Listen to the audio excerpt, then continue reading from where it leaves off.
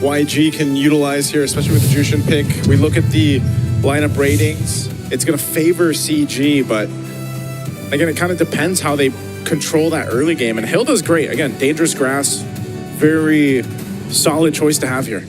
Well, ladies and gentlemen, we are jumping into the game. CG going up against Yangon Galacticos here. This is the match for Tournament Life to the knockout stage. Losing this means going home. Welcome to game number 1 of this best of 3 series.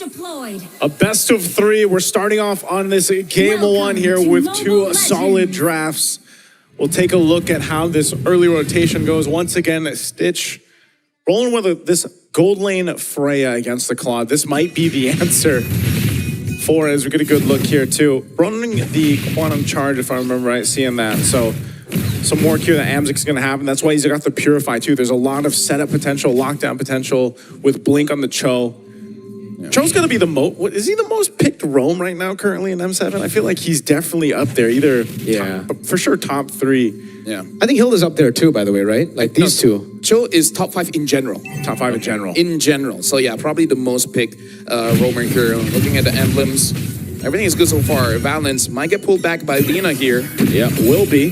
Might have to go for the flicker now. Valence still saving it, gets away just in time. Pops in regen as well.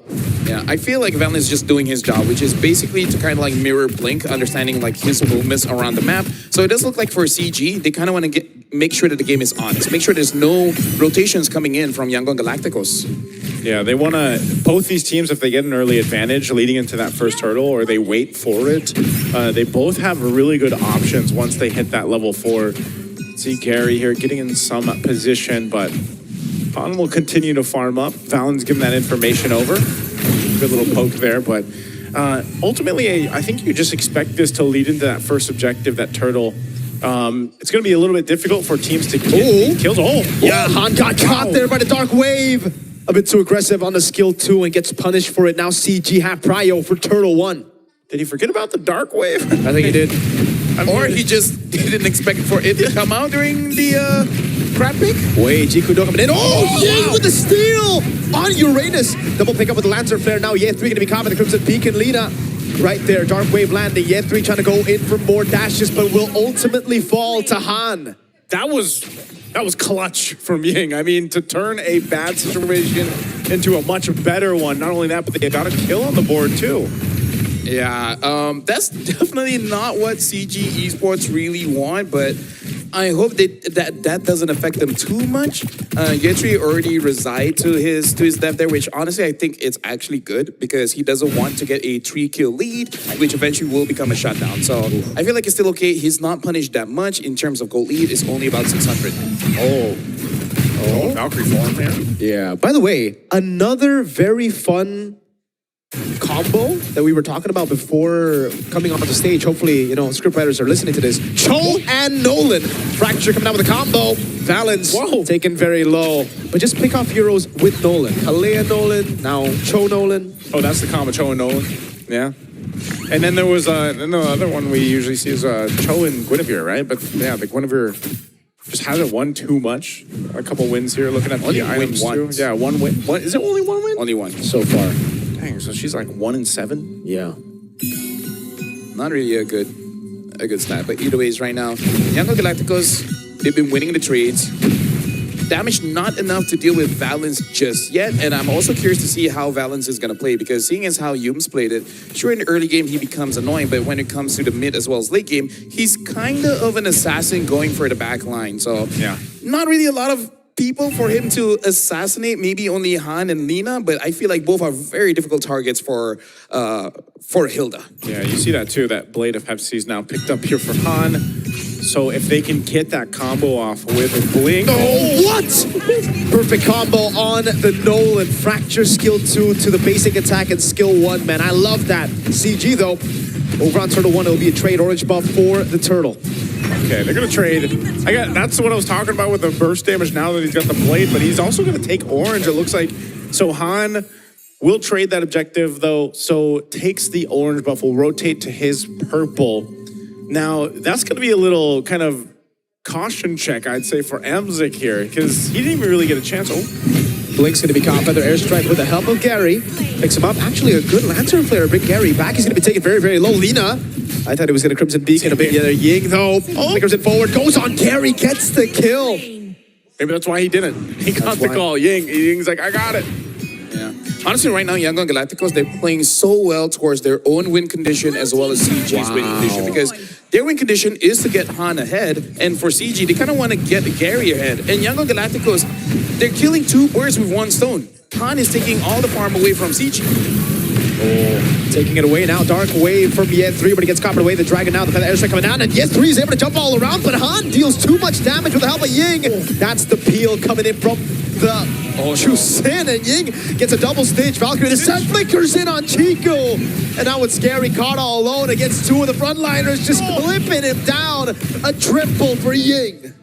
This has to be one of the better games we've seen of Uranus. I know it's not too entertaining or exciting to maybe play that hero, but man, Ying is making it look exciting. 4-0-2 now. Yeah, the thing is, CG Esports, they're taking very bad trades when it comes to the fights, because that fight did seem a bit forced, but the positioning was really not there. Chico positioned himself basically in between Yangon Galacticos, and then he just got squished in, unable to really run away, had to expend the flicker, still not getting a kill, still dying.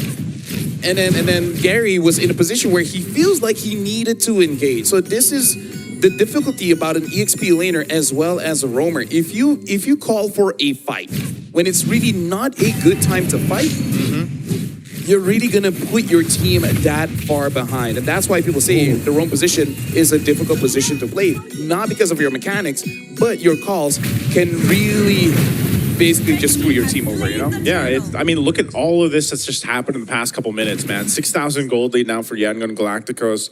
You know, a turtle secured once again, last one of this game before that Lord comes up in about 1:45. So, you know, you put yourselves in this position now with this kind of lineup, in the burst damage alone that Han can provide is, and now he's got a Malefic Roar too. So that's pretty scary to deal with when Han can just kind of weave in and out of these fights alongside Lina kind of protecting him on this Jushin, or just starting fights with Blink. You know, Blink, we've seen that now, and that's why he's pretty much doing this all in the face of CG Esports. He's blinking all over the place. Han has 2 items. Gary barely has 1. He has 1. He has, you know, 1.5. Not even half, right? It's not even transitioning into the component. So that's how far behind Gary is. And it would be better if Amzik was using a fighter, because at least all the farm just goes on to one person. But now you got to share. That's what I was saying in the draft. Like this is, I mean, this usually is what you see when a YSS is locked in, right? Is if a team decides to pick up YSS, then usually they will opt for a fighter in the gold lane, but it doesn't happen here, so you kind of need more time to build up. And you can see this. Yangon Galacticos is actually just going to put pressure here while Han goes and swings up top. He continues to pretty much hyper farm. Speaking of, you know, he's 13. He's level 13 to Gary's 10. 3 levels ahead, man. Well, if anything, as long as CG does not make a mistake, they can actually prolong the game, considering that they actually have pretty good wave clear, the Claude with the Farsa, and to a certain extent, the Yusenshin as well. As long as they don't take unnecessary risk, they might be able to hold it out. But LaFell, you know what they say about Uranus's that snowball? What do they say? What do they say? All right. He's learned from you, man. See, that's what they say, nothing. Because you can't do anything. Uranus just walks up and you're like, okay, I guess we just take it? I guess we just deal with this. I mean, if Team Liquid could do it, maybe CG can too. CG just needs time, man. That's like, okay, sure. Right, sure. You know, hey, you gotta be optimistic. Yeah, keep a positive mindset. Oh, Blink. Because if you don't, why are you here? That's true. All right, he blinks on out. He's basically fine. Yeah. But he doesn't have it for this base push-in with the Lord now. Yep. I mean, I don't know if they actually want to force themselves into the base just yet. We've seen teams kind of do this now, where even with the massive lead, they'll at least just go for the shields. I'm not sure. Wow. You know what they say. I'm telling you, look what they say. They just run. They can't say anything against the Uranus, man. See, how do you not enjoy this Uranus gameplay? How do you enjoy this Uranus gameplay? How do you enjoy it? I think it's pretty cool. It's like it's disgusting is what it is. It's like a toxic relationship. Look, what do you say against a snowballing Uranus? You don't? You just He just does that, and then you're like, you're a good boy basically when you're up against a Uranus snowballing. You just take it. Just take it. Lord's making his way up top. They're pushing the waves every single lane. Shields go down at bottom and top next. Yangon Galacticos, clean game so far. Under the 10-minute mark, almost 10,000 gold ahead. Blink. Oh, man. This Blink, again, because he doesn't have a flicker, I don't think you force a fight. They're just probably getting all the shields, unless they try to make a play here, too. Can Ying run laps on the base? He might be able to, man. It's all about the confidence. If you think you can, then you can. Do it, Ying. Let's see. I'm sure he's thinking about it, but yeah. Imagine all of this just by Ying taking that turtle. Yeah. Right? Like, It started there. How did that happen and then transpired to CG just like losing everything? No, seriously, how did it happen? How did Gary miss a red tree against no one? And he did use it, so he used it way too early. Yeah. Or way too late. Oh, man. And again, good boy. Oracle and the Chastised Pauldrons. It's pretty much... And then two components. And two components. 3 with the leather jerkin. It's so fitting to Uranus himself. Like, What a disgusting build. Yeah, like plates and everything else, man. And there's nothing you can really do for it. So really, when Until you're you looking at get this, penetration, exactly. which feels like so far away. Oh, Blink Go though. on, Blink, but he has a Chun-Fu out there with the Dragon as well. Yen 3 able to find him, but Balance gets taken out by Lina, who has a Sky Piercer. Now Yen 3 is all alone. You got Blink, but was it worth it? Lina gets a double on Sky Piercer. That's 20 stacks on the board for Yangon Galacticos. Okay. They tried to make a play on Blink. They did get him out, but unfortunately, it's just Yangon Galacticos having that numbers advantage now with Ying still up in the front. Chico should be able to help defend this. Wow. He gets clipped by the fracture for the airstrike coming down now. Gary shows the Mountain Shocker. Blazing Duet. Ying is enjoying it. Yeah. You can just take it, just eating the shots, basically. I think we're seeing quite big leads. Yeah. We see 12,000, 11,000, now close to 11,000. It looks like they really want to go to the knockout stage, huh? It's almost like it helps them to get to the knockout stage. The leads help them. The benefits. The benefits of being this far ahead. Shout outs to Visa. V. V for value. Ying is getting all of that right now. He's got all the value, man. Stitch even pick him a Malefic gun. I don't Blink, know. blink, blink. Oh, Blink. Jiku, no way. The Dragon fights Chiku. Oh, That's PG. That's a massive pickup. There No, goes that's CG. Oh, sorry, my bad. Hey, Looked like the wrong script. Stitch. I mean, the fact that he picked up a Malefic gun on this Freya, too. Look at this. They're just going to go ahead and force it in.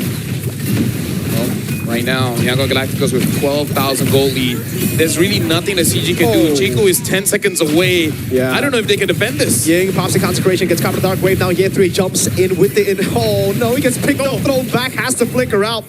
A base turret will fall, and all this without the Lord. Now the Lord comes up top, and they're going to wait for it for 3 waves to crash in onto CG's base. All right, Chico's alive now.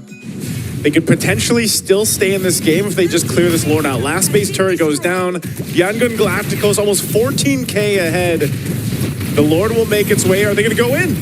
That's a passive proc coming down. Blink able to find the way to Dragon on Chico again, but there's no one to follow it up. It's Yen 3. Gets caught in the Sky Piercer of Lina, and that's going to be another as Amzi gets away with BMI. But then the Valkyrie's descent brings Stitch over, and he gets a triple. Leaving a Maniac on balance, but the turret takes him down. Yangon Galacticos, 13 minutes, and that's match point.